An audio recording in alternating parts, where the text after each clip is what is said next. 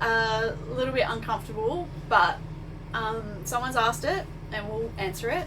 So, do you get stalked much? How much do you make in income? Yes, we have had other van manufacturers throw money at us to go promote their van product.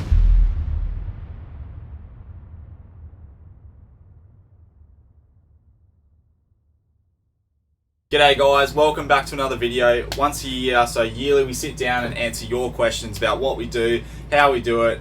There's some really juicy questions in here, a fair few that make us feel uncomfortable, but it is important to talk about these things. And as you would have seen, there is some juicy questions in here. So all these answers are our honest opinions. We haven't planned any of our questions, we just answer it off the bat. So yeah, so this is straight off the cuff, and we've got a few things that we need to talk about first. So we just got back from Europe. It was absolutely amazing. So good. So different to Australia, but like so incredible in its own way. Yeah, so that was freaking fun. But it is really good to be back, and we've got some exciting shit planned. So we're going to talk about all that today. First one that we need to talk about, we are going to be at the meet and greet at Urban Caravans on the 2nd of November in Rockingham, Western Australia. So if you're in the area, make sure you come down. It's on the 2nd of November. It's a Saturday. Come down, spin a few yards. There's going to be food, coffee vans, a heap of crazy deals on caravans. But if you're not interested in the caravans, come down, have a chat with us. If you're interested in meeting us, come down and say g'day. We'd love to meet you guys. So anyway, Sarah and Caravan's going to be there, so you can have a little squiz at it in person. Yeah, so this van we're sitting in now is going to be there, and it is for sale too. We're actually selling this caravan. So if you're interested in a caravan too and you like the cut of this jib, let us know and we can give you the details. So we've also got a brand new part of our setup too that no one's seen before. A few people seen it on the freeway the other day when I was when I was driving it home. So a few of you out there will know exactly what it is, but keep it a secret. Hint, you can see it while you're driving. Yeah, so we're going to have it all down at Urban Caravans on the 2nd of November. So if you're interested in a sneak peek, come down and see us. It's for our 2025 travel lap, which we'll get into in a minute. So let's kick it off. What's the first question here? Alright, what would be your top 5 bits of advice that you didn't know when you first took off? You answer some of these, I reckon, because I reckon you would remember a heap of these. Maybe like packing for clothes and stuff. You don't need to pack as much. If you're chasing the sun, you probably only need one jumper, one pair of trackies. I really should take my own advice, but yeah, she should. One pair of Birks and, you know, some warm shoes. That's literally all you need, because you're always in bathers, shorts and a shirt, or like a dress. Yeah, so you always get sucked into that thing where you're just like, oh, what if I need this? What if you need that? Well, if you do need it, worst case is you go purchase that item if you really need it. A lot of the times you don't, and you're just at home packing too much clothes and stuff. So as my cupboard is like overflowing with clothes. They're not going to make you happy while you're on the road. The stuff that's going to make you happy is what you're out there doing, not what clothes you bring. So, well, that's just me anyway. Well, there's one. What's yours? Probably the same thing, but with like 12-volt gear, camping gear, just stuff. Like I brought all my power tools, and sure, they have come in handy like once in a blue moon, like an angle grinder. I think we've used twice, but it's been in the car for 3.5 years. So you're better off just going to like a workshop and I don't know, you can even borrow that stuff. Not sure, but the thing is, the day you need it, it's good having it, but yeah, some things are just ridiculous. And we always say, go out, do like a 6 month, like test the lap and come back home, and anything you didn't touch for 6 months, get rid of it because you don't need it. We did like a mini lap of WA, so we went up the coast and then we came all the way back home. And then we went through the whole setup, and just anything we hadn't touched in that 6 months, we got rid of, unless it was like an essential piece of safety gear. Yeah, so that's 2. Pick. Oh, you can't see everything? Yeah, try not. Yeah, 100%. And like, don't get down in the dumps if you're seeing places that other people are going, or people are like, oh, you have to see that, you have to see this.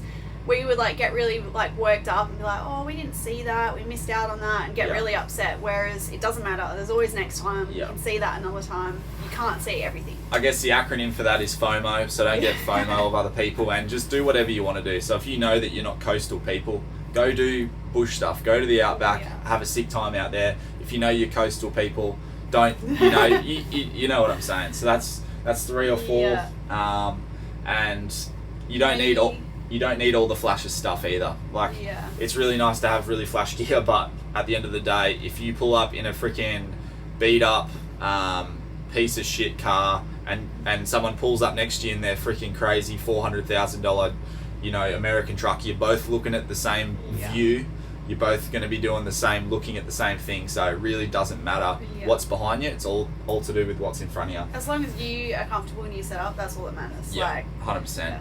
And don't bag anyone for their choices either. Exactly. I see it all over Facebook. Your brother's, missus, son's, uncle saying, oh, it's a mistake buying this, it's a mistake buying that. Just let people do their own thing. Like, we're all making our own decisions for the best. And I think the industry is full of that at the moment. So anyway. All right, what are your top 5 non-negotiables for camping etiquette? This is a good one. Yeah. Okay. My first one would be, which this one's so controversial, you see people on either side of the fence. I personally think don't walk through people's campsite. 100%. There's paths or roads, and someone's like paid to be there. It's their private space. Don't get me wrong, we're not hypocrites. We definitely have done that in the past ourselves, but mainly try not to do it, I guess. If you can't get around, like, obviously it's fine. Just don't walk under someone's awning. Like, the amount of times we look out the window and there's literally someone under our awning, it's like, just walk to the side or something. If you have to walk through, just be respectful of other people's space. If you're ducking under an awning to get through, it's probably not the right thing to do. And if it hasn't entered your head yet, it's probably, you're probably the issue. So anyway, that's probably number 1 etiquette. The second is, if you pull up to a campsite and it's a gravel pit, or it's like a stopover at a local footy field, free camps. Yeah, so there's stuff like that all over Australia. We see it every single day. Weirdos, like I'm talking serious weirdos, and it could come down to a few reasons, but they choose to park right next to you instead of like trying to space yourselves out. Like us personally, we love our own space, and if we can, we'll avoid to sort of set up on top of someone. I hope that's not just me saying this and maybe we're the weirdos. No, I saw some people talking about this the other day, and they were saying, like, there is so much room in a campsite. Why is someone set up on my tailgate? Maybe they like fart smelling. If it's like a full campsite, fair enough, like squeeze in where you can, but if it's like 2 people at the camp, it's a bit crazy. So anyway, to break it down, park is, space out as much as you can, necessary and practicality wise. So if you're gonna, don't go park yourself on a cliff, you know what I mean? Don't be stupid like that, but just at least spread yourself out a little bit so you're not all just sitting on each other, sniffing each other's farts. If someone's parked away from everyone else, usually it means they like to be alone when they camp. So that's a good That's a good camping etiquette. Obviously, like generators in the morning, all that sort of stuff. You guys know the common sense there. We don't really mind too much because we don't hear much in this van. Yeah, but if you're in a camp, like in a tent or a rooftop tent, you're going to hear a generator start at 6 a.m. So and I'm an early riser, so like I don't really care, but I know some people do. So that's probably not a tip that comes from us, but it's common sense. I don't know if there's any more. Dump points and stuff. So if you're tipping your shit out at a dump point, and you're like, I remember Sarah used to do this. It still happens all the time. Don't talk to people when they're emptying their poo. You don't have to stand right behind them, you know what I mean? Just let people do their business, and then you can go to the dump point. You don't have to be leaning on the post watching someone. Let us know in the comments below if that gets on your nerves too. But sometimes when you're doing your business, someone will come up behind you and stand that far away from you, and you don't want them smelling your stuff, and you also don't want to be smelling theirs. It's not a nice job. Some people are just not weird with poo, but some people are. So I think just being respectful and giving people space when they're doing their business. But hey, everyone's got their little fetishes, so if that's your fetish, good on you. But let us know in the comments below. Does that happen to anyone else or just us? So that's some really good etiquette. How do you pick your routes and places? Okay, we're getting a bit X-rated here already. They even said, is this a bit more personal? How do you pick your routes? Word of mouth, other people on Instagram, all that. Just mentally, when do you sit down and think what, where, and when? So for us, when we first started, we would literally just drive, and we would be coming up to a town, and we would look at maps, best things to do in X town, Sarah, look at Instagram. To be honest with you, to break down our dynamic when we're traveling, Sarah does plan 99% of stuff, and I'm just happy to drive us there. Like, I'm just the bus driver, essentially. What are the cons of traveling? We miss them all the time. That's probably the hardest thing on the road, and especially when we were on the East Coast last year. Was that last year? Yeah. we felt really homesick, and we did struggle a bit, but yeah, we just made sure we came home this year and had some good time at home with mum and dad and the family. So yeah, it's probably the good. one thing that time doesn't heal or make easier is that the feeling of feeling homesick. But like, we're very, very lucky in the fact that our faces are on our parents' TV and my brother's TV and my sister's TV. I know Sarah's side of the family is the same, so our families actually get to see us a lot more than people that just bugger off for a whole year. Yeah. You know, but and we have all Starlink, so we can call them and we can text our friends, and like our friends are really good at keeping in touch and stuff, so that's nice. And we're lucky because we are very tight with our family, like very family-based people. So well, the first one would be being Yep. homesick and away from family and your friends, and you miss out on weddings and baby showers and babies being born. Yep. All that stuff, that's been really hard. Yep. Sometimes like with friends, like if you're not meeting people on the road or you're not meeting people that are your people, you can feel isolated. But another thing is the cost. So like as you guys know, the cost of living is going up through the roof, and I don't even need to say that. So the cost of traveling has gotten a lot more. Like I said, we've been doing it for 4 years. When we first took off, you could budget $500, you know. This is not necessarily, it would actually relate to a lot of people, people who sell up everything and go. Travel, Sometimes you do feel like you don't have, like, we're lucky, we've got family and friends that we can go back and stay on and live in our caravan. Like, we don't have a house. We don't have a house, so we're lucky, but a lot of people have to make that decision to afford to travel early and do it while you're young, which we love to promote that lifestyle. Like they say, what is it, do it before dementia or something like that. So we love to promote that, but a lot of people have to make that hard choice. Do I sell my house to be able to afford this, because it is so expensive too. But I'll go back to the point first of all, and you won't hear many sponsored YouTubers say this, because you don't need the flashiest gear. You don't it's irrelevant. So don't listen to people that tell you that. Don't watch the YouTube videos that people are just promoting this crazy and you have to do it like you don't do it like that. Do whatever you want, get whatever car you want. And like there's people like Carson and Maxine that was traveling in a freaking VW combi and they were having the most fun. So think about it, not who has the best setup, but a competition of who can have the most fun in what they have. So anyway, we're off on a tangent. Safety gear that you carry, e.g. snake kit. Well, we just invested in a snake kit. Previously, before that, we had, this is from my uni days.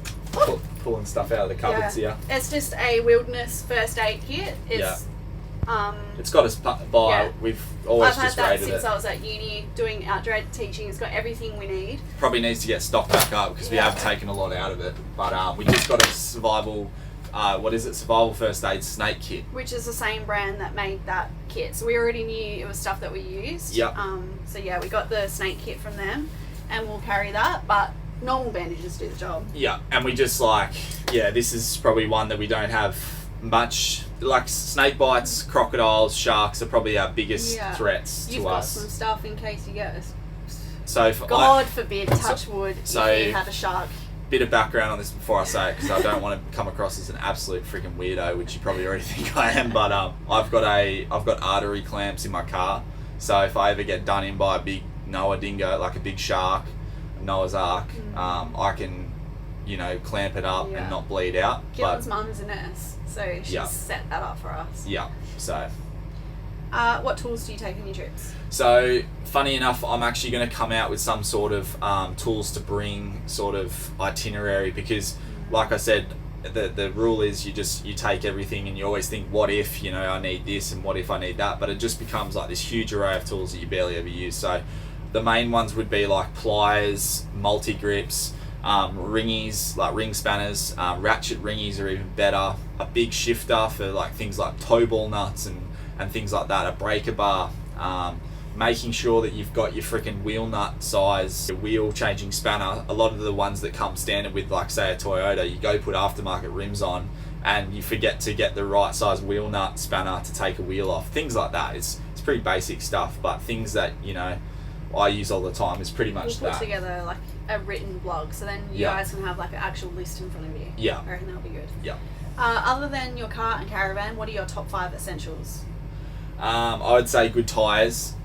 because obviously if you're driving around, you could have the most beat up car, but if you had some good tyres on it, you know, it's going to get you a lot of places. So UHF. That's a safety one as well, which we harp on about the Gibb River Road. If you're doing remote tracks and you don't have a UHF, forget about it. I'm hard on that because... Or even just a handheld. The range in them would be enough for the gear. And they're not expensive these days. Like we're with Oricom. We've used their gear for years and years. We've got a discount code with them, SKT15, gets you 15% off. But I'm looking down the camera here. I don't give a shit if you buy that or not. That's just to help save you money. But I don't care if you buy that brand or not.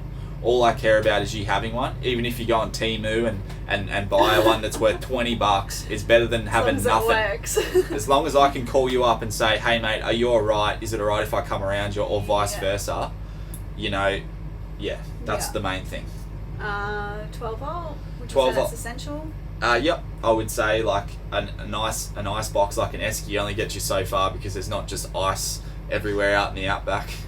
So a good 12 volt system to run your fridge goes back to that thing. You don't need the flashless gear. We have iTech gear majority of the time, and we have had zero issues over the years, and we've thrashed that gear. Yeah, it's been really good, and it's affordable. Mum and dad have got it. Your mum and dad have got it. Yeah, so your brother's got it. Yeah. Everyone in the family has it. Yeah. And they're all happy with it, so yeah. Yeah, so that's an essential. They've got a massive sale on right now, so their Black Friday sale is on right now. So we like to let you guys know when the cheapest and best time is to buy this stuff to save you the most amount of money.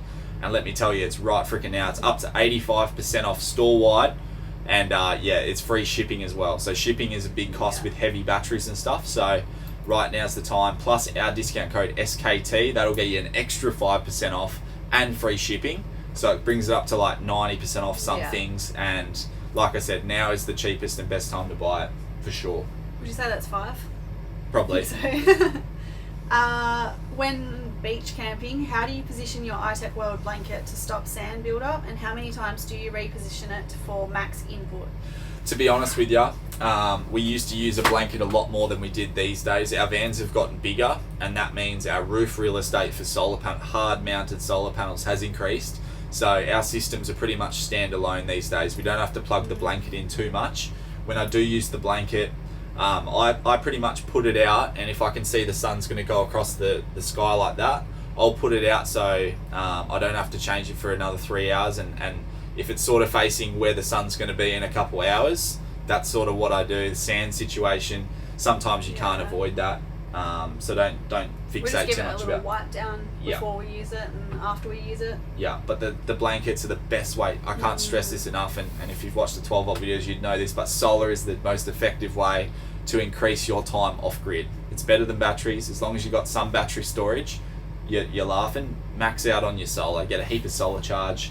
And that's the best way to do it. Recommendations for doing the Gibb River Road for the first time as a chick solo travelling. To be honest, the Gibb River Road, like we were saying before, now that there is so many people on the Gibb River Road travelling, you probably feel really safe in majority of the campsites because there is so many travellers there, and you can find a spot where you're around families or couples and somewhere you're going to feel safe. Like, there is not many camps on the Gibb now where you would just be by yourself there. So I think you're more qualified to speak on this, but I would feel, as a girl travelling by myself, I would feel safer in campsites where there's more people, which doesn't really make sense, but yeah. But yeah, no, I think you're laughing. Yeah. Definitely gear that she should carry. Like I said, enough like the correct spanner to change your tyre, things like that, so you don't actually have to necessarily wave random people down to help you. Just make sure you're self-sufficient enough. Maybe carry a jump starter.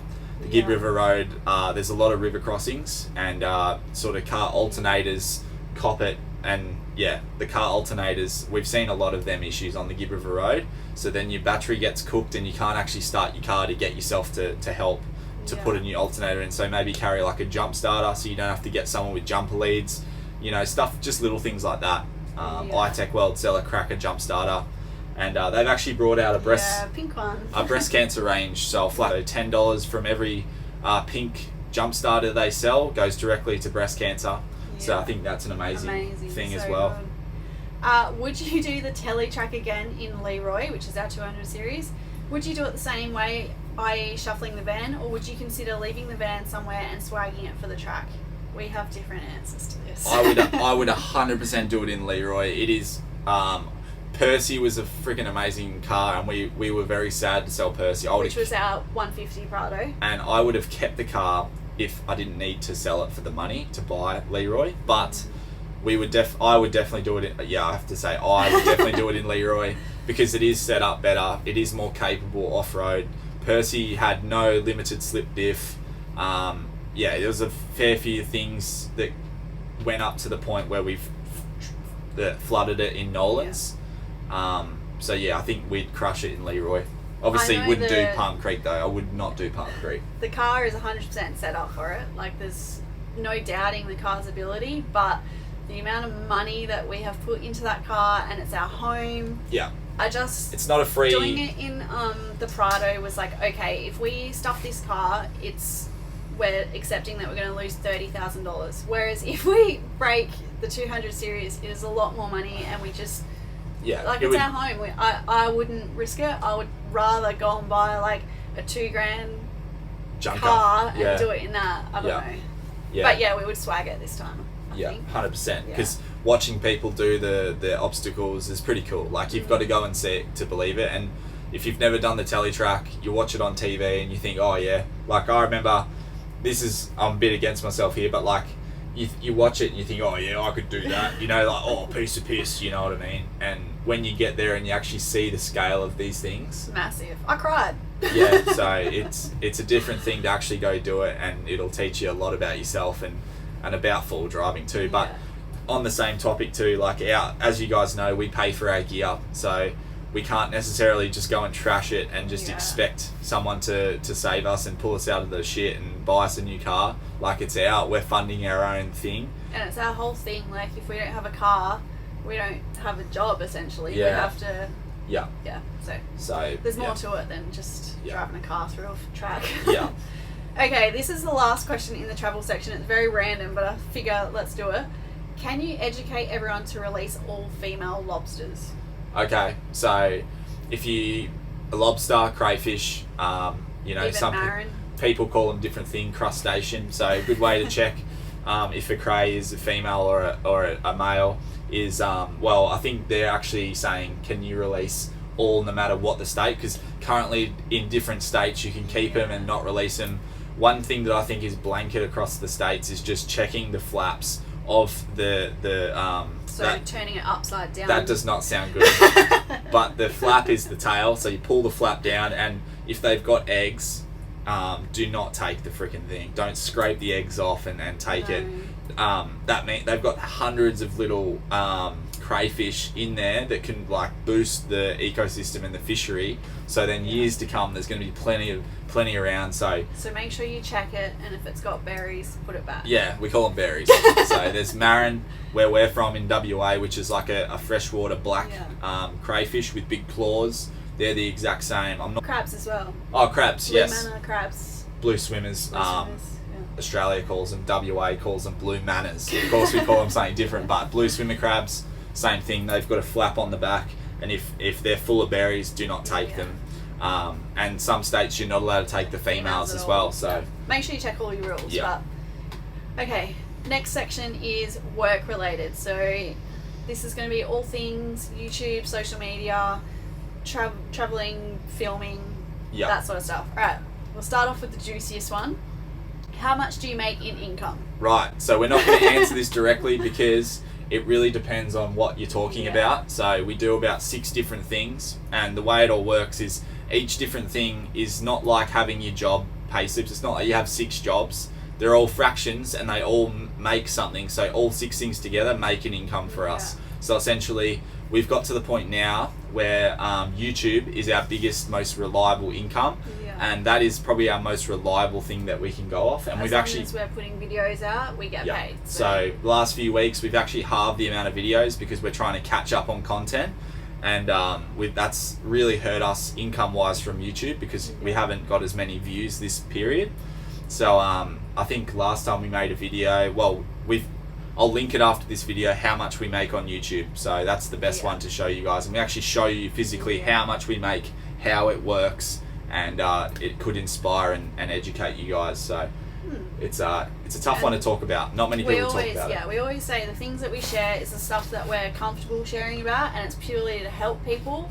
But there's always, remember to be respectful, and if you meet someone who works online, it's very interesting and stuff, but remember to be respectful of their situation and their financial details. Yeah, and not many people do like provide the hard-hitting information like we do. Like, it'd be a lot easier for us just to shut up, not try to teach anyone about YouTube and how to make money and stuff like that. It'd be very easy for us to do it. Very personal. And I wouldn't ask someone how much money they make, so it's a bit rude. But like we said, we like to give you guys the information to educate, inspire. We love our life, we love our jobs, and it doesn't, like, we're normal people, so it means you guys can go out and do the same thing. Just showing people the reality of like what actually goes into it, because there's a bit of a misconception that making money on YouTube is really easy. So in that video we talked about how many hours we actually put in, how many years it took us to get to the point of making an income, because you don't just make an income straight away. It's, people just think you can make money like that, whereas it's not the case. You got to put a lot of work and effort into it. So I'll link them videos after. But alright, how long did it take you to work out your camera settings and editing your videos? So I use iMovie, and I have for the last 4 years. Nothing has changed with our editing. The only thing that has improved is the filming, mostly from Sarah. Like, she's really good at filming. I'm just a hack, and I just throw it on auto, which is the little green symbol. We both always film on auto. You crank up the settings sometimes. Sometimes we get a little bit creative. But no, we've got really good camera equipment, and that's reinvesting our YouTube money back into our video setup. And we've just kept our editing software really cheap because we think that does the job, and we've just increased our shooting capabilities. And we run a Sony A7 IV camera with a Sony lens at the moment, and that's what you're watching us on right now.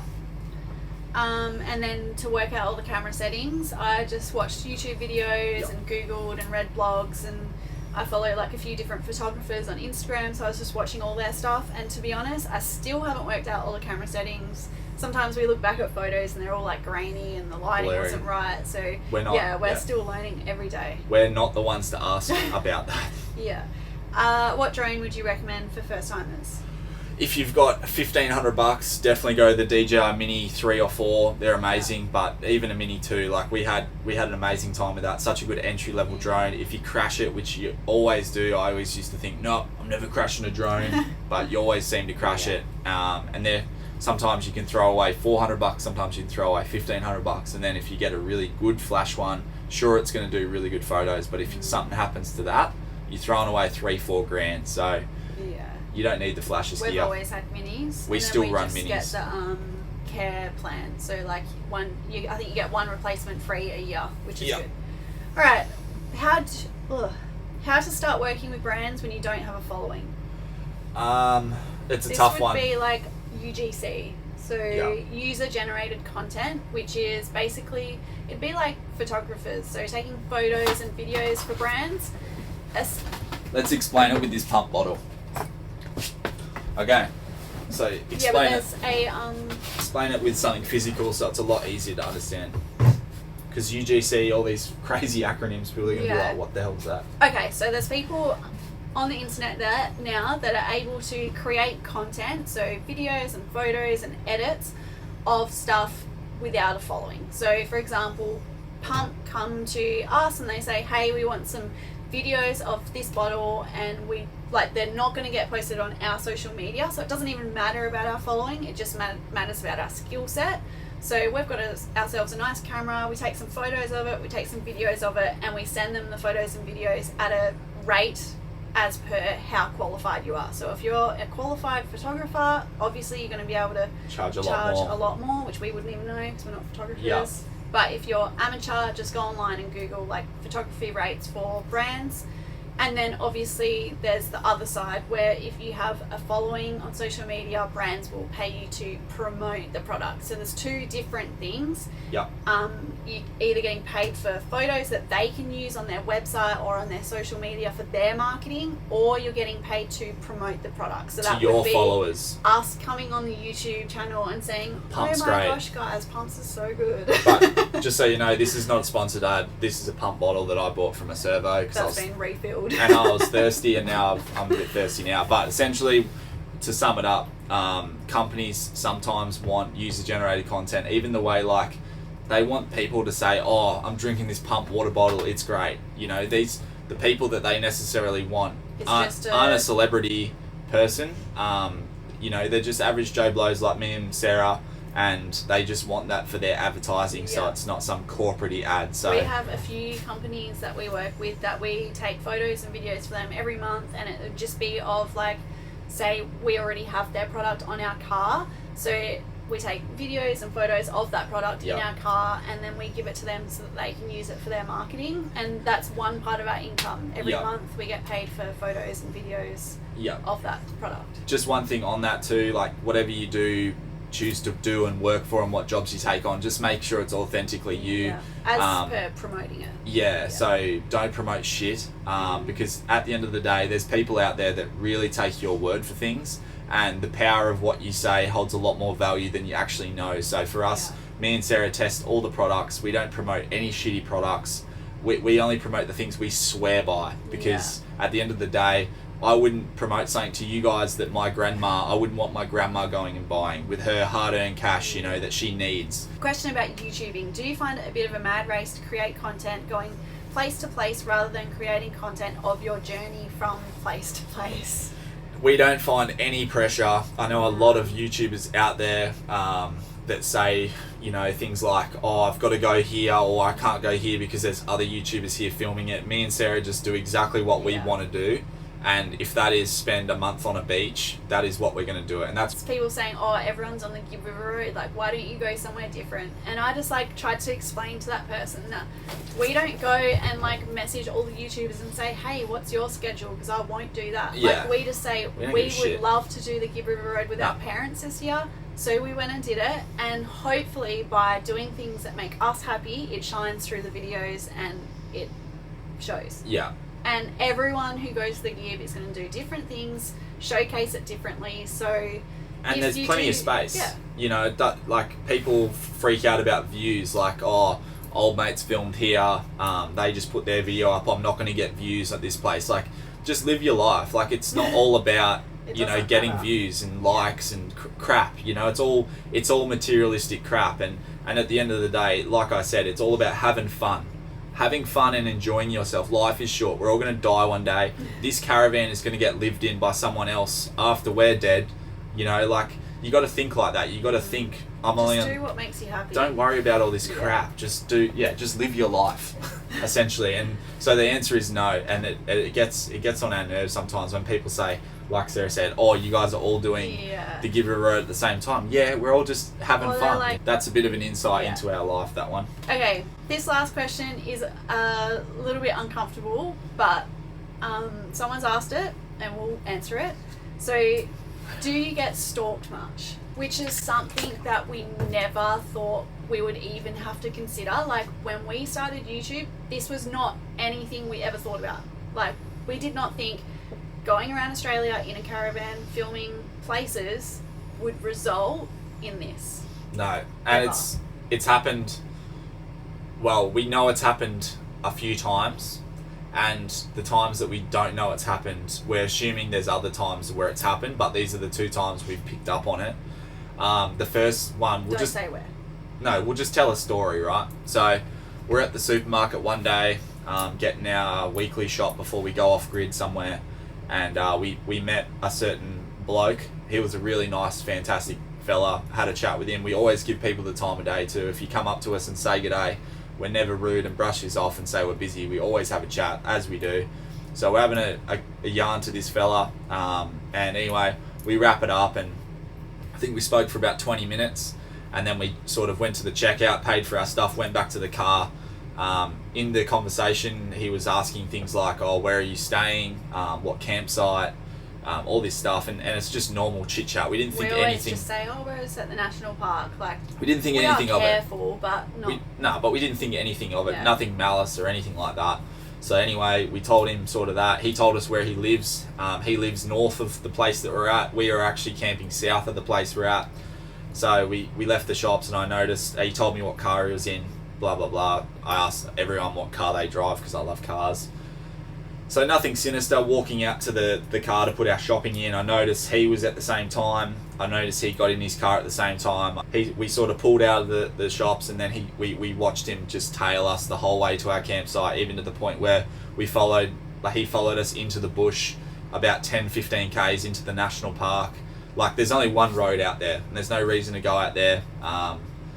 So he sort of went past we pulled in, he went past our campsite, and then just kept going, and I guess he would have went back to his place. Nothing happened or anything like that, but we definitely felt a bit like, oh, is he going to come back? And I don't know, it just or they've like told people accidentally what campsite, the exact campsite we're at. Say you've met someone in town, we said, oh yeah, we're staying at this campsite, and then you see them driving back and forth past the campsite. It just feels so, I don't know, uncomfortable. Yeah, and it's because we're being a bit vulnerable by saying that, because we are the most normal people. Like, there's nothing special about what we do. We just have a camera. Some people probably don't have bad intentions. This happened to us a couple times. Like, it's the amount of interactions we've had with people, and it's been the most cool experience, positive. We just freaking love it. We don't need the gratification. We just love having a chat. So people who do message us and ask us where we are or where we're staying, that's why we never say where we exactly are, because of those few really weird interactions. Now we're just super careful, so please don't get offended if you've asked where we are and we haven't told you. It's literally just because we've had that scary interaction, and now we're careful. And we're not justifying our actions here, but you've got to remember too, like, we don't own anything in this world, and we love it like that. We don't need much to be happy, but this is actually our house. Our caravan is our safe place. So where we park it, and when we're inside of it with windows up and stuff, that is our only place where our sanctuary. Yeah, like, everyone goes home at the end of the day, and cooks dinner and sits on the couch, and if you're not traveling, that's what you do. This is that for us, if that makes sense. So maybe don't go up and knock on the door, because you just never know what's going on. Like, it could be having sexy time. Yeah, sexy time. Or like, there's been times where we've been on the phone to family, missing them, homesick, and we've had people knock on the door. It's just awkward timing. So like, I don't know, just wait to see when people are outside. And we used to fight heaps on the road. Like, when we first took off, it takes a lot to get used to living in a box with your partner. Like, it honestly does. And then we'd have people like coming and talking to us. We're having a big Barney. Shut up, Sarah! And then someone knocks on the door and they're like, hi. So anyway, I think we've spoken about that enough. Yeah. And then I guess that leads into this very last one. Someone said, do you sometimes wish that people didn't know you and you could just go to places like a normal person? Such a weird question. I'm going to answer this one because I feel like you've put your foot in your mouth too many times today. But best way to answer this one is probably yes. Like, sometimes you just wish, like, there's so many positive things about what we do and putting our life online. Well, parts of our life online. And it inspires so many people to go out and do what we're doing. So the positives always outweigh the negatives. Please remember that. Yeah, but sometimes we have wished in the past, like, we can just like sort of go to a caravan show, for instance, and just have a look around at all the cool shit at a caravan show, like little things like that. But I want to stress enough, like, we are the most normal people. Like, we're not special. I reckon that's how to explain it is. Sometimes we meet people that don't treat us like a normal person when we're just like the most normal people ever, and we don't like. We're not special. We're not special at all. Like, so we hate feeling like someone's treating us different to how they would treat just another traveller. We're not celebrities, but we understand, like, if you've been on someone's TV screen for like 300 weeks, straight, like, people are going to be like, oh my god, like, that's fine. Like, we're not saying that's a bad thing, but like, like, we are just it's such a weird thing. It's hard to explain, but we are just the most normal people. We're not special. No one on YouTube is special. Just because you got a camera and an internet access doesn't mean you're special. So anyone can do what we do. Moving into the car section, what are the best upgrades, modifications that you've done to Leroy the 200? I'd say, I love that car, eh? I freaking love it. When we're in Europe, I was like dreaming of just getting home and driving Leroy.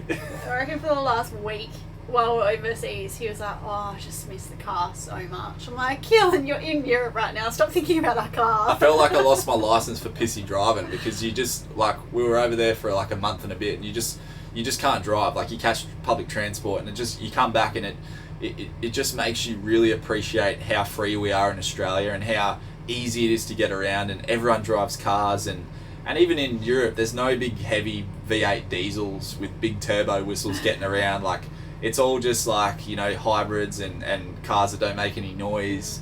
We saw one flash four-wheel drive at Monaco. Yeah, Monaco, which was a 6x6 G-Wagon that would have cost millions of dollars. But apart from that, we didn't see any like lifted full drives over there. And I just freaking love Australia. I love what we've got going on here. Anyway, best upgrades and modifications. Oh, shit. Going way off track.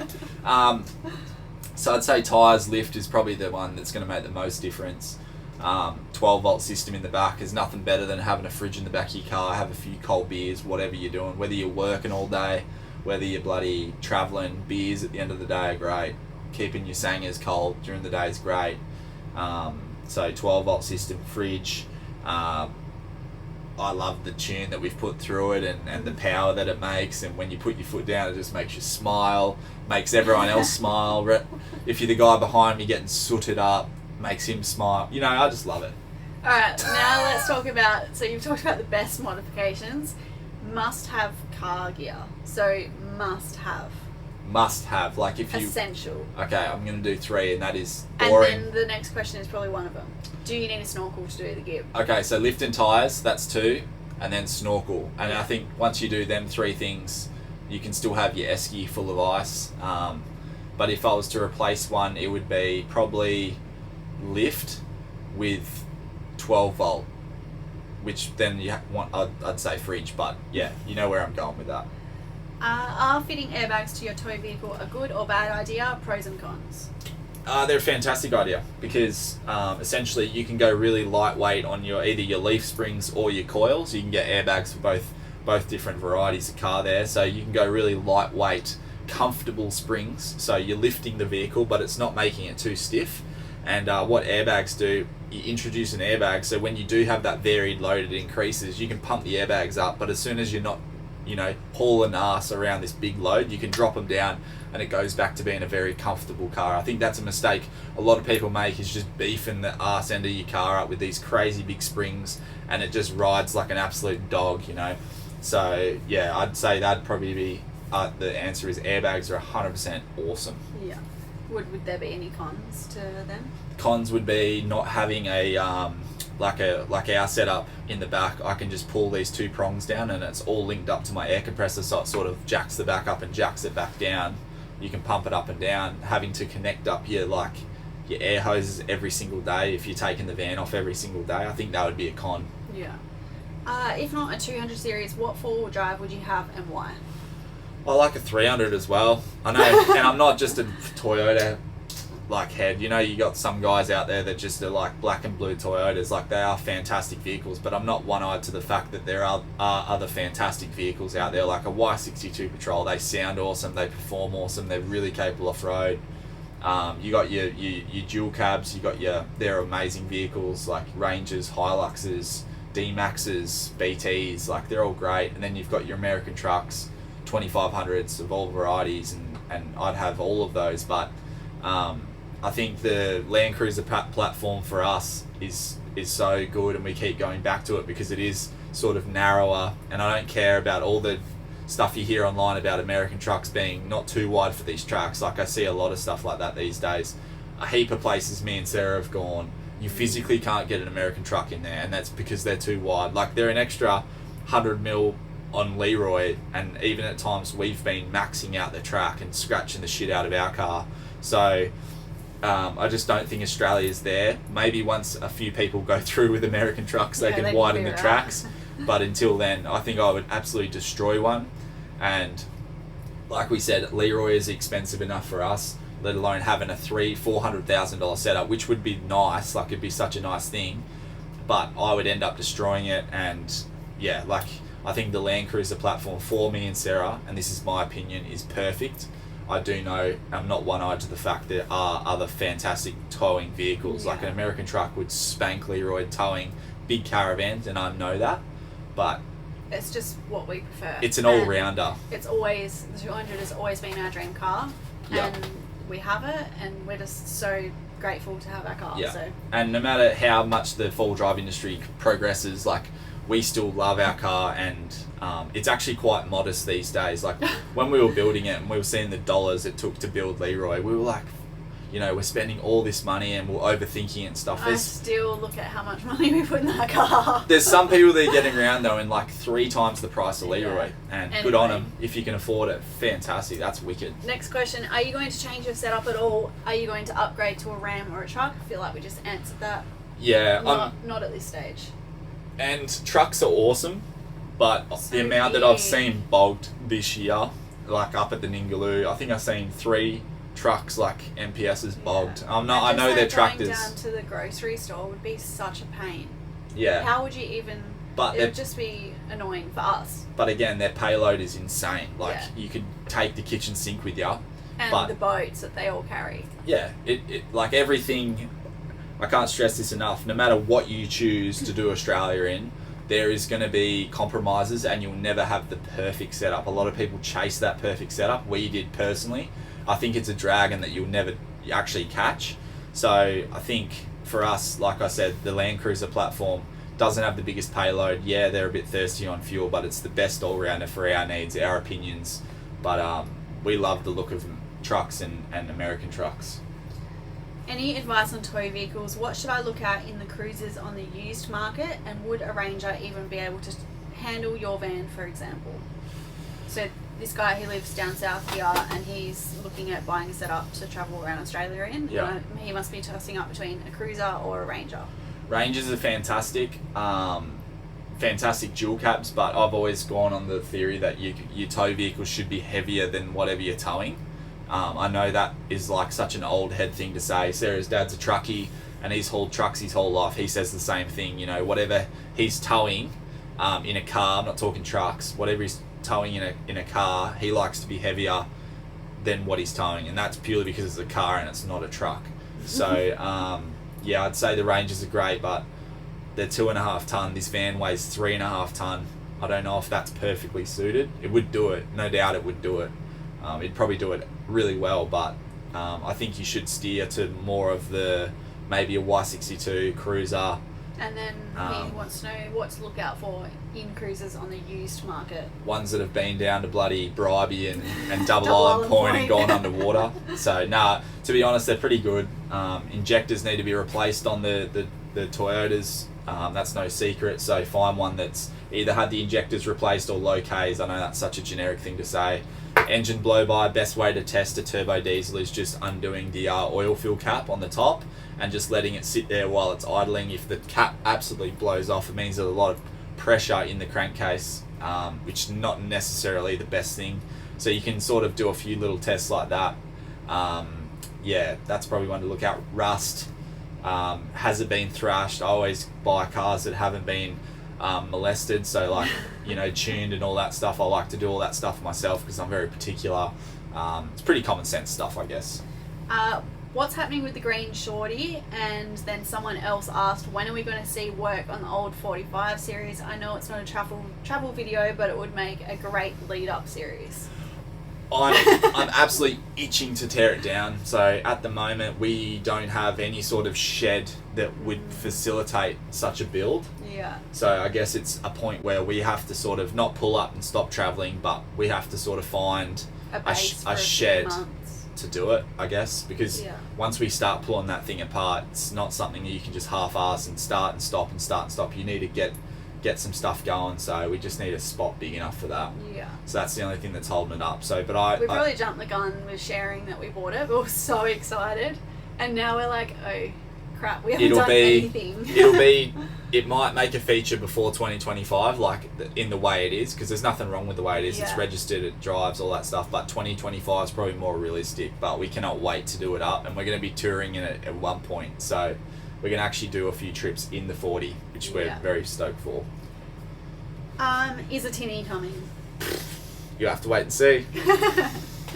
Alright, now we're moving on to the caravan section. Someone has said, what is the must-have caravan? And this all comes down to what we were saying before. Everyone has different caravans. The must-have caravan, it all depends on what you want to do, where you're going to take it, how many kids you've got, if it's just a couple. Yeah, you know, 100%. Everyone's must-have caravan is unique to them. And you can only speak on what you know and your own opinion and what you've chosen to do. You can't quote someone on Facebook, their missus, cousins, freaking dogs, uncle, you know, like I see all this garbage. Just comment on what you know and what you've done. So for us... If you haven't owned that brand caravan, don't comment on it. Don't comment on it. Let others comment on it and tell you how good or bad it is. But for us personally... We bought an Oztrack caravan, which was a Chinese import, fantastic caravan. For the price, I think we paid $36,000 for it, which is ridiculously cheap compared to these days' prices. And we did everything we've done in this caravan. It was a little bit dirtier and a little bit more uncomfortable. Did shit break? Yes. We did it. Did we get dusted every single freaking day? Yes. Did we still see the same things? Yes. Was their customer service crap? Yes.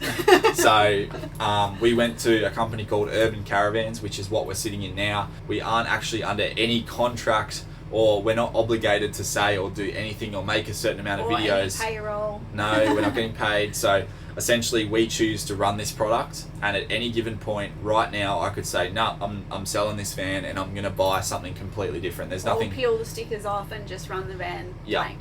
Yeah. We have no... No, we choose to do this, and we get a van slot every single year. This is another point that I like to talk about, and it is not special. You guys can go out and buy yourself a van slot every single year with Urban Caravans. That's right. So doesn't mean we're special. Do we pay for the van? We 100% do.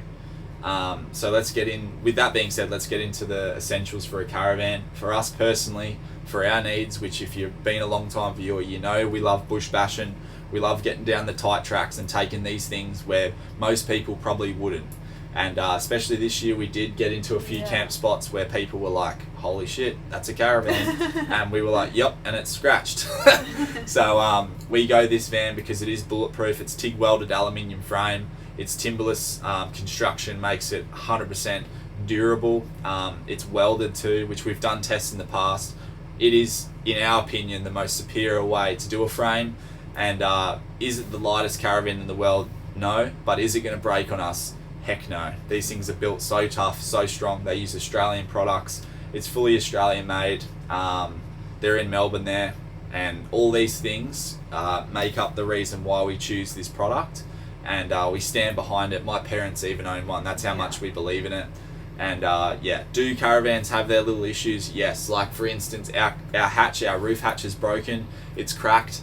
That is a dodgy batch of roof hatches. Is that necessarily Urban's fault? No, but their service and warranty is exceptional. That, so they're going to replace our hatch, and that's not common to just common to us. That's common across all their customers. So they've got 10-year structural warranty, whereas most other manufacturers have a few years, 5 years, whereas they've just upped theirs to 10 years, which just shows how much they believe in their product and the quality of it. They've never had a frame crack. A lot of people say, oh, TIG welding, it's going to crack. It's not going to crack. They've never had a cracked one. Who are saying these comments? Yeah, normally the competitors. But the people that are trying to sell you a caravan say they're cracked. But they've never had one crack, so that's why they up their warranty. Plus, their warranty is so good that anyone can fix it in Australia. Not just Urban qualified technicians, like other people like to call them.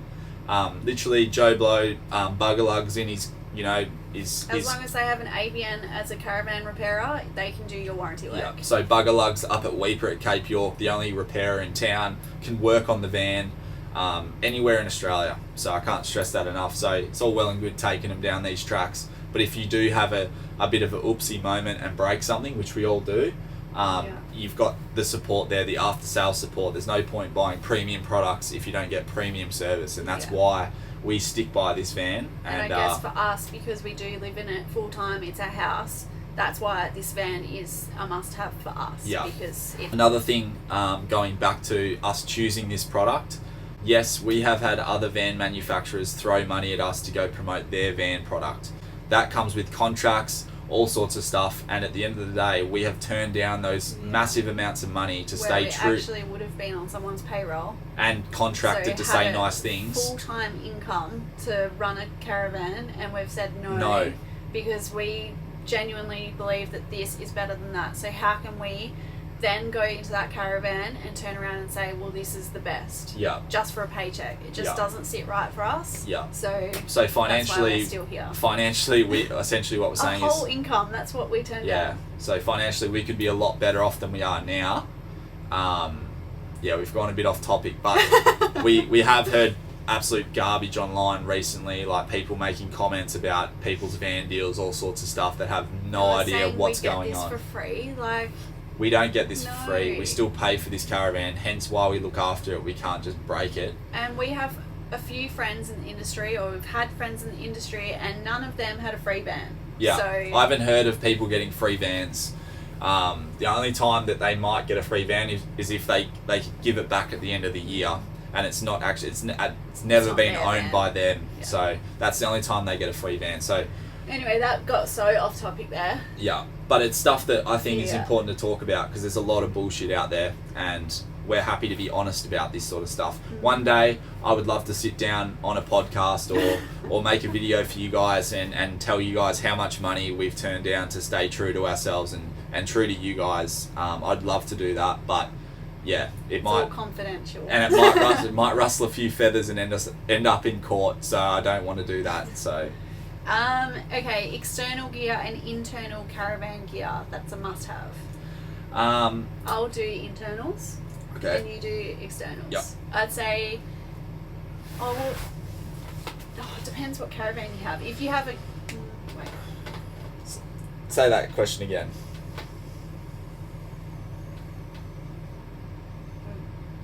Internal gear. Gear. Yeah, like the pots and pans. We love them pots and pans that fold up and... Yeah, true. Yeah, get them out. Alright, must have caravan gear. So they want to know external gear and internal gear. So I'll do the internals. When it comes to kitchen stuff, anything that you can get that all packs into one or folds down. So the Tupperware, we've got stuff that all collapses down into foldable Tupperware. We've got pots and pans that all go inside of each other.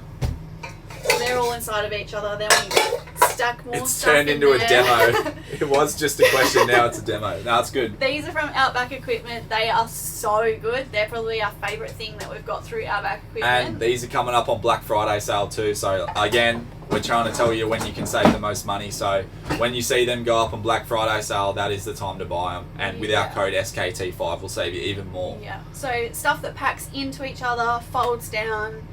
Space is a premium. Things that you can use for two uses. So I'm not going to carry around an alcohol cup and a coffee cup. I just have one cup that can do both. Yeah. I don't know. Yeah, that's probably just a good thing to say. Just like things that have two uses. Yeah. Essential outdoor gear. We always talk about tunnel boot storage. So that's the long storage cupboard that you get in your caravans. It's normally at the front of vans. They come empty, so you stack things all the way up to the top, but if you need something at the back and at the bottom, you pull it out and it all collapses in. You got to rearrange it.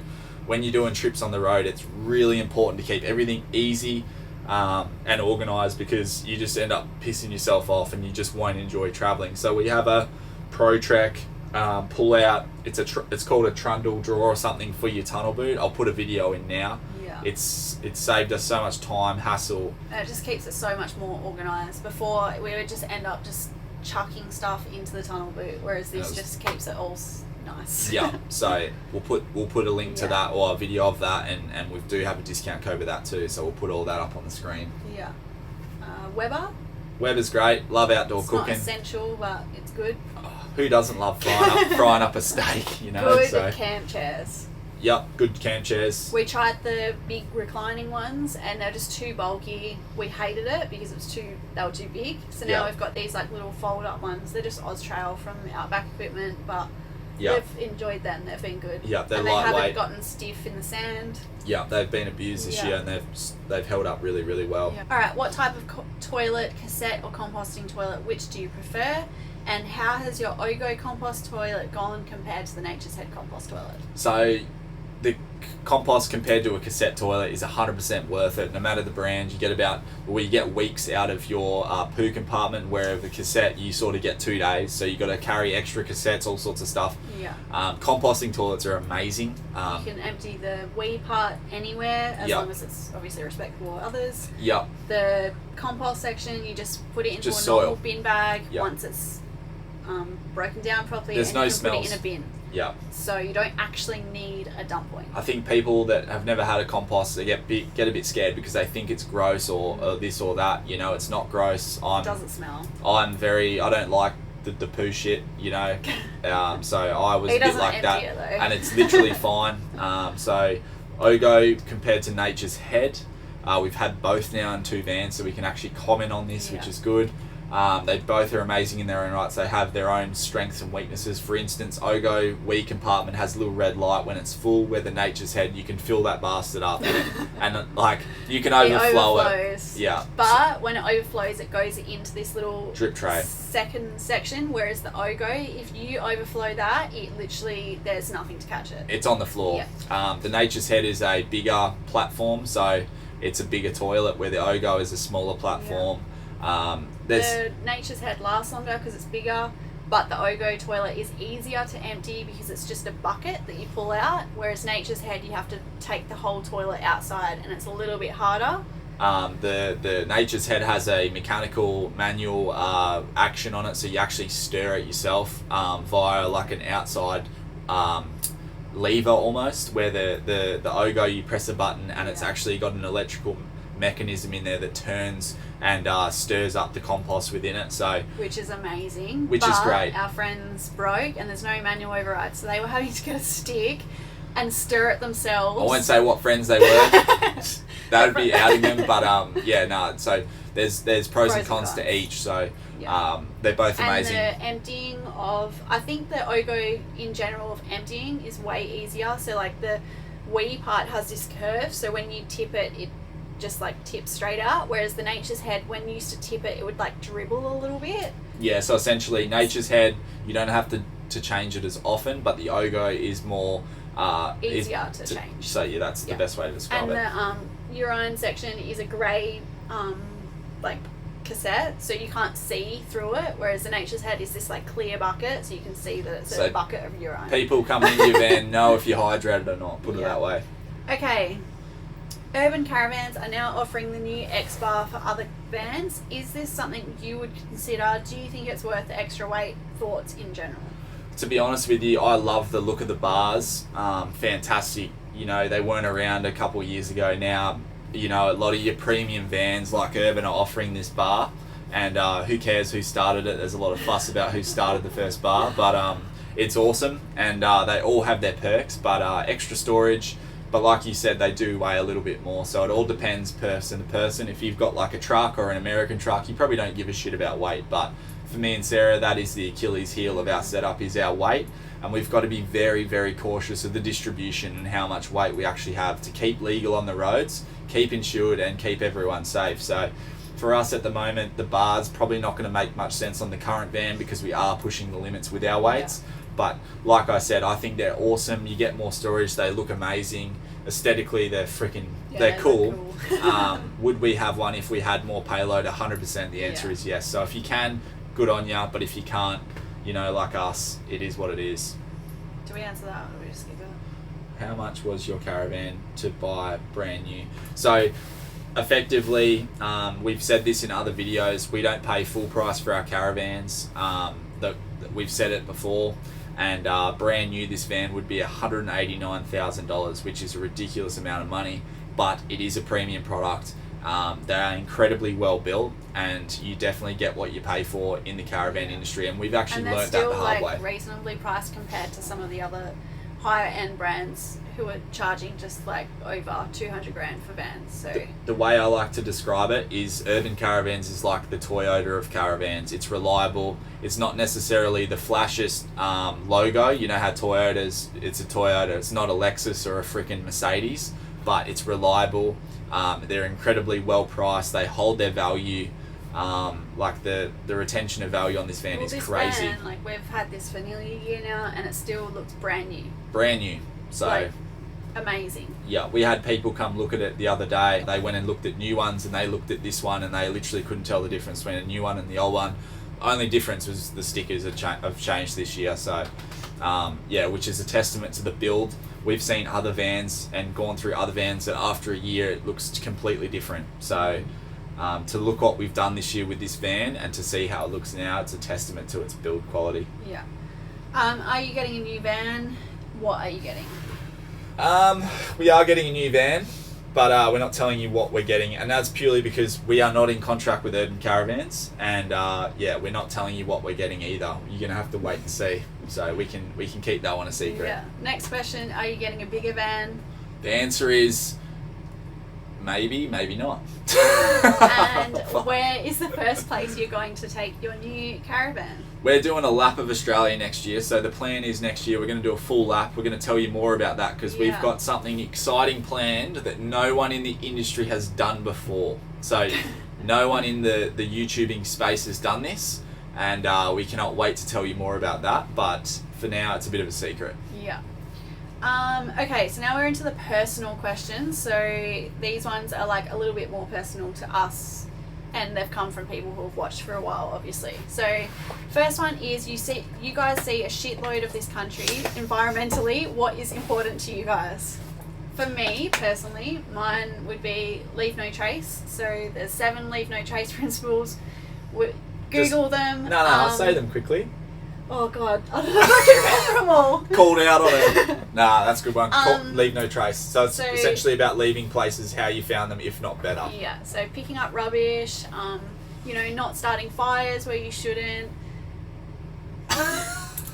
You got 2 out of 7. No, it's alright. So bad. Let's move on. No. Staying on designated tracks, there's 3. Yeah, so like not taking shells and stuff, that would be 4. Yeah, there's 7, like respecting wildlife, you know, there's 7 principles and it's all around like respecting the environment. So for me, it's just about following those principles, make sure I'm looking after the environment and encouraging others too as well.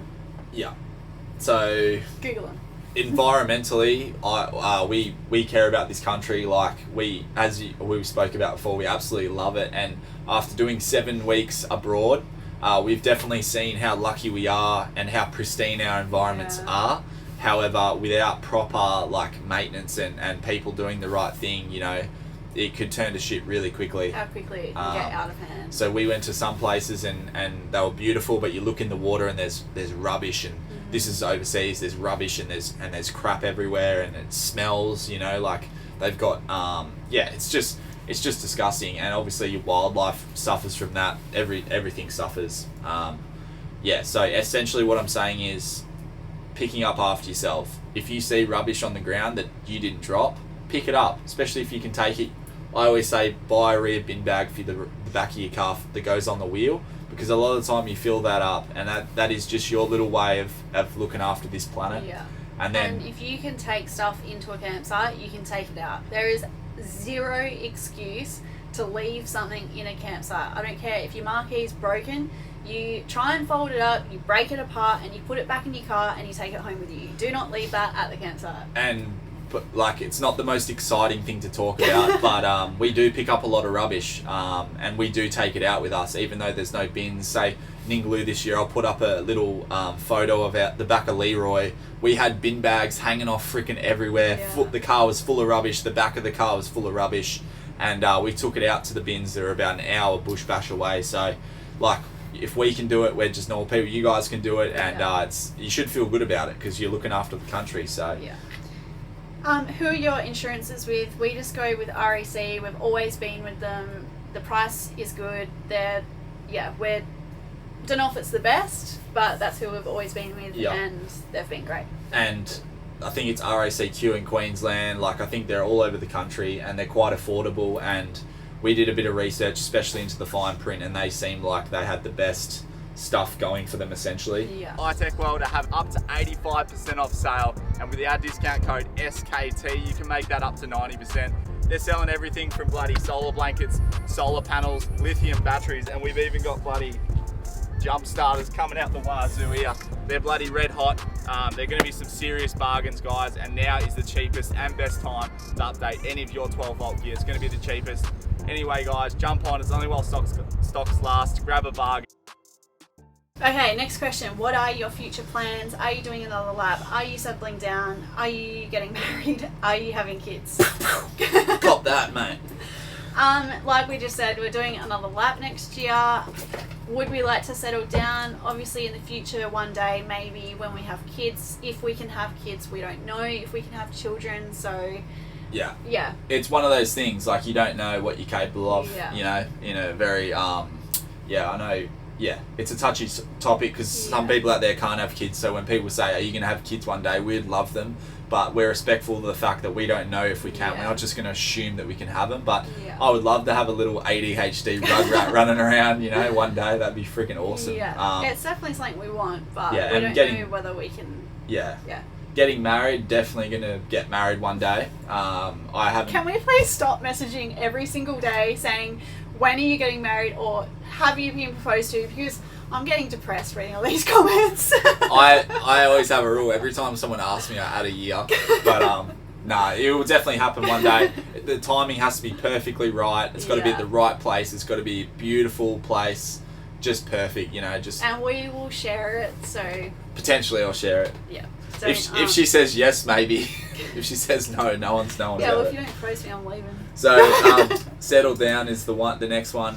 100% we want to settle down one day. Will we be 70 when we're still traveling? Probably. We're still going to be traveling when we're 70. We love traveling and it makes us so happy, so we're just going to keep doing what makes us happy. And next year we're traveling again full time, you know, doing a lap of Australia. So when we're just doing 1 year at a time at the moment, and you know, life's short. Let's not live in the future or the past. The only thing we actually have right now is right now. So we're just thinking about what we have right now. We actually feel like we're being too proactive, thinking a year ahead. Yeah. So we're just going to do that next year, and then kids won't be anytime soon. No. So the next van, a bit of a spoiler, it doesn't have bunks. So no bunks. And Sarah is still drinking, so that's another common sign. What has been your biggest... Say it. I'll just beep it out. Yeah. What has been your biggest fuck it moment? Oh, you said that. Oh. As in, should we do this or not? Yeah, fuck it, let's do it. And was it worth it?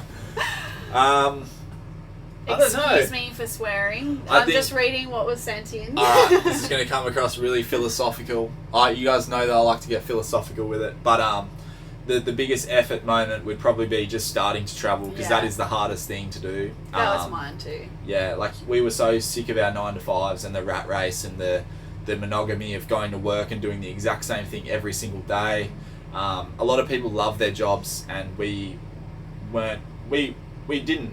I definitely wasn't bored in teaching. You cannot get bored in teaching. I was just overworked. We knew that there was other things out there, and we needed to experience them before we die. I think it's incredibly important to remember that no one's going to live forever, no matter how old you are. So we just thought, F it, let's go traveling now. Let's buck the trend that you have to be retired and successful, have a successful life in anything you do before you travel. Like, just do it when you can, you know. So. And then the last bit, was it worth it? Yes. Yes. I think if you guys have been on this journey from day dot, and I know a lot of you guys have been, the first day I broke my wrist riding Sarah's little brother's quad bike in the paddock at the farm, Sarah's farm, and I couldn't work. So I was on YouTube and I was thinking, you know, like, what can I do? And it come up like, start your own YouTube channel. So I was like, you tried to do stocks for a bit there. I tried to day trade for a few days, and I was putting like $100 onto the account and seeing if I could double and triple it, and I just lost a couple $100. So I was like, oh, this is not working. I'm not smart enough to be a day trader. So essentially I was like, oh, I'm going to give it YouTube a crack. So I grabbed a camera and I went down to my local sand dune, and I full drive through the dunes, and I filmed it for the day and pretended to, well, not pretended, but first videos are so embarrassing. Yeah, I was practicing talking to the camera, and it was so awkward. And I haven't changed the people we are have stayed the exact same, but how we portray it to you guys has 100% changed over the years. We were just shells at the start. We were so concerned about what people would think or people judging us, whereas now we're just like, oh, whatever. If they want to judge us, that's on them. Like, who cares? And I think that's like been a massive learning curve, like a lot of personal growth, and it's something that we recommend. Like, I know some people tell you not to make a YouTube channel or don't start doing this or whatever. Our personal opinion on it is that it's been one of the best things we've ever done in our lives. The amount of people that we've inspired from this and made happy and laugh and all that stuff is crazy. But on a personal level, we've learnt so much about ourselves. And if you go out, grab a camera, try to talk to it, you'll see how awkward it feels talking to a camera with it still feels awkward. And we 4 say years in. it's the only thing you can do by yourself that just embarrasses the absolute crap out of yourself, and you feel cringy inside, and it's not easy. Like, it's one of the hardest things to do. It's up there with embarrass yourself. Public speaking and filming yourself is right up there. So anyway, we recommend you guys going and having a crack, and the worst thing that's going to happen is you're just not going to like it and stop. You know, humans don't fail, they quit. And I think a lot of people out there, if you don't, I think Michael Jordan said, like, you miss every shot you don't take. So for us, you've just given 3 quotes in 2 sentences. We just sent it, and it's the best thing we ever did. Is there something you regret doing or not doing? Regret doing or not doing? I regret not putting a snatch strap on the front of Percy when we did Nolan's, because that, like, it's so obvious now. Like, I should have done that, but we didn't. You know, so that was probably my biggest regret traveling. Yeah. And if that's your biggest regret, you're doing all right. Yeah. I don't know if I have any regrets. That's pretty cool if you have to really think to have a regret. Yeah. No. So, yeah. I would never regret doing something, because Confucius always says you never ever know if something's good or bad until like 5 years later. So. And if you don't do something, you don't, like, if you don't have regrets, you don't learn. So. Yeah. What does a normal day look like, you guys, when you aren't filming? Surfing. So, like, yesterday I went surfing all day with my mate. It was a sick day. I love surfing. But that's because we're at home at the moment. I'll show you a video. So, like, this is me taking off on a wave, you know, and my mate was filming because he broke his board. So anyway, that's just down at me local break, and that's probably Yeah, that's when we're at home. Yeah. So we're at home at the moment. We're spending some time with our family for a week, and then we're heading off again. But yeah, normal days at home is probably just... It's been a long video, and I know that only the diehard SKT people will still be here. So, and if you're not a regular, make sure you hit the subscribe button. But a big plan for us that only the people still in this video are still watching. So thank you for being with us. But we're going to New Zealand. Yeah. So it's something that we're going to announce in another video coming up. But if you're still with us, we might as well share it with you. So we're going to New Zealand. We're doing a lap of the North Island in a caravan in an urban. So that's going to be a cool thing. We're going to bring you along for that. Can't wait. It's going to be so good. But back to the question, it says when you're not filming, like 90% of the time I'm editing. Yeah. We work every single day, whether it's an hour or 6 or 7 or 8 hours, we just work every day. It's like what we were saying before, that common misconception that YouTube is easy. Like, for us, it's our full-time job. So when we are traveling, we actually are working full-time. Every single day we're either on the laptops editing or we're out filming. So for us, we kind of do work every day, and we tried to have a little bit of time off this year, trying to like do that work-life balance. But yeah, when we're traveling, we're basically just working. And when I was on holiday in Europe, Sarah was still doing bits and pieces because she does a lot of her work on her phone. But I didn't bring my laptop, and about 4 weeks in, I actually felt like I'm being slack and I'm wasting time, because I actually enjoy the process of being creative. And sometimes you do get over your job, and editing sucks a lot of the times, but when you don't do it for a little while, you realise, hey, I actually like this, you know what I mean? Every job has its shit parts, but we had a good reset. Yeah, we're pumped. Yeah, so a normal day, honestly, like, we just work all the time. We just work all the time essentially, but we love what we do. Yeah, Hang it out doesn't with feel friends. like work when you're like going out and doing cool stuff and filming. So I drink like 6 coffees, hang out with my mates, surf, friggin', you know, that's a day off, you know. What do you do on your can't be effed days, or is it constantly go, go, go? It's pretty go, but some days I wake up and I'm just like, no, we're not filming today, and we just have a day off, and then I normally edit all day. Yeah, so on a day we can't be bothered, we'll just sit inside and we'll do stuff on the laptops. Occasionally we do have a Netflix day. Yeah, we always figure like if we're going out to do cool stuff that we enjoy doing, because we don't see the filming as work, we just film it, because whatever we're doing, if it's cool, we film it, you know what I mean? So we don't have many down days. How does it feel knowing how much you inspire others? And this actually came from someone who's watched our channel for a few years, and he has gone out and started his own YouTube channel and is doing amazing. Yeah. So I think that it's one of the main things why you keep going in hard times. Like we've had hard times where we've wanted to give up and throw it all in, like whether that's getting hated on by people that have never met you, that have no idea about you. Like it does weigh on you. You do have your bad days, and if you're a public figure, you're going to get hate.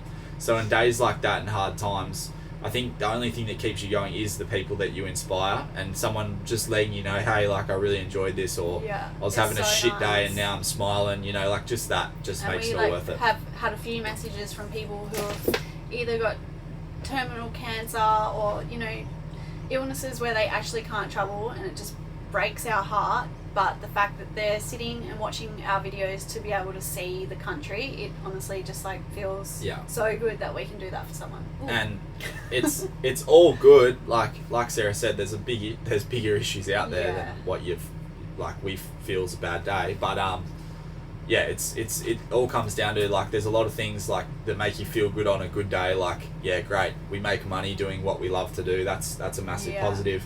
But like that's all well and good. It's the things that make you feel good when you're having a shit day, and that's the inspiring part and making people laugh. So, do you ever get on top of each other? Yeah, no. Stop crying. Do you ever get on top of each other? Ooh, sometimes. How do you have your own time? Surfing? Yeah, I like surfing. When he goes surfing, I normally like, it sounds so bad, but if he goes surfing where we're somewhere the van is, I just like stay in the van and like just like potter around the van or read a book or watch a bit of a TV show that he doesn't like and just chill out by myself. It's so good. As much as I like to be a very colourful person, that's probably the best word. It probably does get annoying hanging out with me 24/7. Like my brain does not stop, and I'm just like blah, blah, blah, and you probably have noticed that I don't shut up. But so it is good to have that downtime. So Sarah cherishes the moment she doesn't have with me, and I hope she cherishes the moment she does have with me. But if I don't think I'd still be here if I didn't. No. But if you've never surfed before either, like a way to describe surfing is no matter how good you are in the moment where you're like catching a wave or you're just sitting out in the ocean waiting for a wave, you literally don't think about any of your problems, any of the crap that's going on. It's such a good reset, and that's the beauty about surfing. And if you're a surfer, you'd know exactly what I'm talking about. So it's always good when we catch up with like people on the road that we get along with. We travelled with Brad and Hayley for a lot this year, and just having a couple that we get along with so well was so nice to be able to, like Brad and Keelan would go off and do their own thing, and me and Hayley could hang out and have a few drinks and stuff. Like it was Brad is such an idiot, and you know what? Like a good way, he's an idiot. Like I love hanging out with him. He's the funniest guy off camera. Like I wish that sometimes he would show you guys what he's like. He does a little bit, but he not does a little to bit. His full weirdness. He's pretty strange cat, Brad. And Hayley is such an absolute gem. You know, she's such a kind-hearted person. So. Nah, they're amazing people. So it's nice to like find people on the road that you actually click with, and people might notice that Brad calls me Keegan, and people comment on Brad's videos saying his name's not Keegan, it's Keelan, and people don't realise Brad's just winding you up. So if you hear him call me Keegan, don't respond to it. And then I call him Brian, but because I'm so shit at English, I've been calling him Brain. So I've been dissing myself. But it's so funny. Anyway, it's funny as hell. There was so many marriage and kids questions. So many. But we sort of just answered that. Yeah. We'll skip past that one again. Who was the lucky winner of the boat, and did you win the 70k? You should have. Oh, thank you. I think we should have as well. But so the winner of the boat is a guy called Jason Gardner. That's his email there, and we've just been teeing up when we can actually go drop it off and show him how to pump it up and stuff. So he lives in Yanship, so it's like a fair, which is like 3 hours away. Big trek. Yeah. But we're going to go drop it off personally. We were going to ship it to everyone, anyone in Australia that won it. And we said if the person's in WA south of Geraldton, we'd drive it up, and that's what happened. So we're going to show him how to use it, and how to catch marlin in it. But no, we didn't win the 70k. We actually came third place, which is insane, incredible. We didn't even know how we got invited to that competition. So to place amongst 10 amazing films, we were so grateful. And we're proud of you guys too, because you guys absolutely got around us. And the reason, the thing about YouTube is you only watch videos that you're sort of interested in. So obviously you guys are interested in the niche that we're in, and that's not necessarily fishing. Like the people we were competing against all had massive fishing channels that were all going to vote for them. And for us to actually come third, like we were odds on to come 10th, no matter what we do, purely because of, you know, the audience that we have. Like we're not even in the fishing industry. You guys know that we can't catch fish. Yeah, so many of you guys hate fishing, and you went and watched it. Like we had so many messages from people that were like, I hate fishing. I can't stand it. I paid the $4.99 to go and watch all 10 films, and they watched our videos. Yeah, so we're so proud of our audience, and we wouldn't trade you for the world. After travelling Europe, would you ever consider relocating to another country? Which was your favourite European city? Mine is Barcelona. Barcelona. That's how they say it. We talked about this when we were there. If we were to ever relocate to another country, to be honest, it would probably only be for like 6 months to a year. As long as I can take Leroy. And we would want to do what we do here. So have like, if it was like a little sprinter van, or if it was our car and a little caravan or something, we don't know, but yeah, it would have to be doing what we're doing here. Yeah, we love our job. We love Australia. Like it's just, there's nothing else like it on the planet, you know. And we would go back to Spain and Portugal and do what we do here over there. Spain and Portugal's sick. So nice. Surfy little beach towns. So many free camps. People don't care about money or flash things. They just care about like having a good time, having a beer. And the people are so nice. Yeah, they're cool. They didn't understand what we're saying. No one in Europe understood my accent more so than Sarah's. Like they were just like, what are you talking? I couldn't even check into hotels because I'd say, oh, where's the key card? And they're like, key card? Like they wouldn't know what I'm saying, you know what I mean? So, but no, there's nothing like Australia.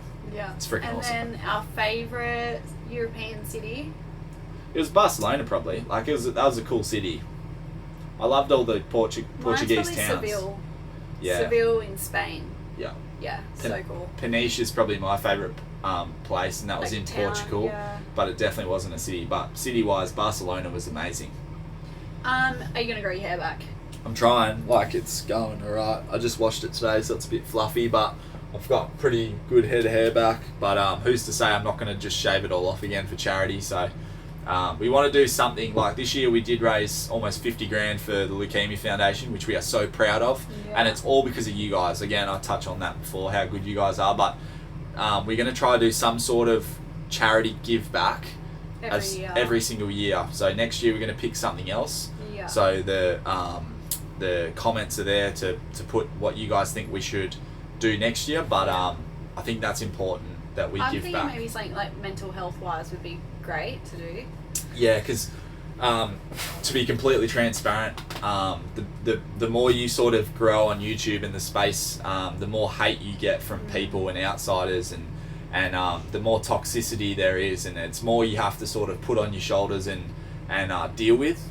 You've just got to deal with it, and it is the beauty of the beast. You're not gonna not everyone's going to like you, and some people just have a bad day doing whatever they do. They might have been at work all day and they just want to come home and feel better, and a lot of the times they do take it out on people they don't know, because it's a very easy escape with a very little to no repercussions for doing that. So getting on with an alias name that's not even your own, bagging someone, or even the people that sit down and do podcasts and rag on other people. Like, it's just not nice. Yeah. Everyone's humans. Just because you have a YouTube channel doesn't mean you don't have feelings. Like, Yeah. I just think be careful what you say, because you just don't know what people are fighting behind closed doors. Yeah. And we do have really thick skin, and yes, we get upset about it, we've cried about it, we've had times where it's, you know, really got us down.